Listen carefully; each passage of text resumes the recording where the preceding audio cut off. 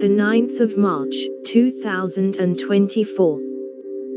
An M.L.B team physician sounds the alarm on pitching injuries. Dr. Keith Meister, one of the game's leading orthopedic surgeons, cited 2 new pitches as reasons for the spike.